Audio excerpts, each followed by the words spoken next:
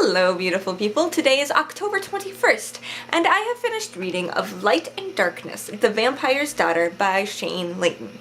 We start off with Valak, a vampire who has just attacked some important political leader of the regime, which of course we don't know anything about yet, and as he's leaving, he happens to find a baby laying in a pile of rags in an alleyway. So he, instead of devouring her, which you would kind of expect from a vampire, takes her home, names her Charlotte, and raises her as his own child.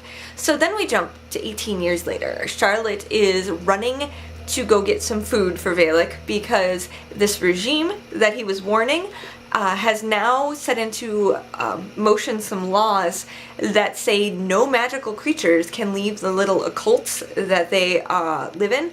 So if they do leave, they can be imprisoned and get into all kinds of trouble. So Valak, being a vampire, vampires are the only ones that really have trouble with it because they need to go eat, and they have to go into the human world to do so. And the whole point is so that humans don't know they exist.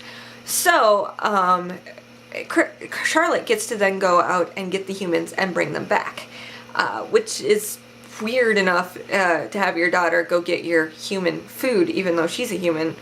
But then we also have this other side where she, when she was little, had to go over to a different house while Valak went and ate and died for the day and things along those lines. So she was with Aiden Price, who is an elf that lives in the same village, and he is fallen in love with her even though they're like brother and sister, and so there's a weird romantic whatever thing going on there. And then she's kind of falling in love with Valak, her dad figure thing. Oh, there's so much weirdness in this novel. I can't even, So, if you can get past some of those weird things, the problem is that the whole novel is kind of centered on Valak and Charlotte's relationship and how that develops.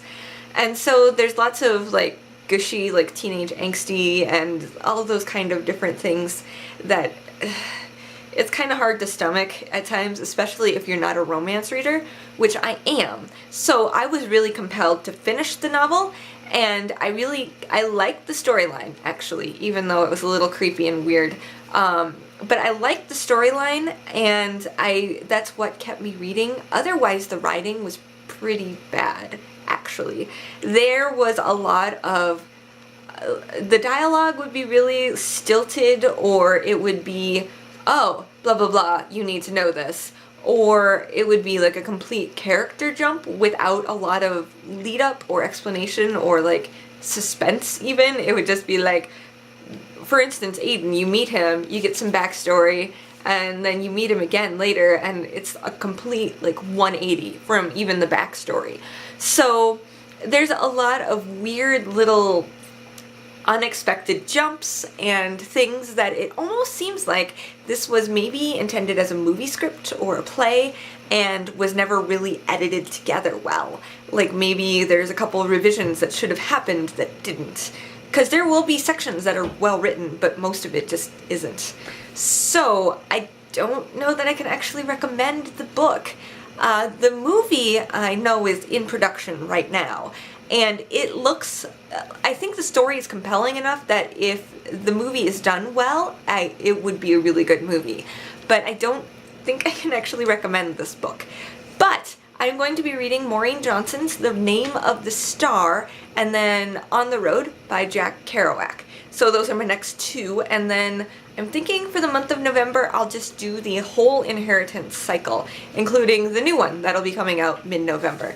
If you have any other recommendations or suggestions, or even like a theme with a couple books to go with it, let me know down below in the comments and I'll add them to my list. Y'all have a fantastic day and keep reading.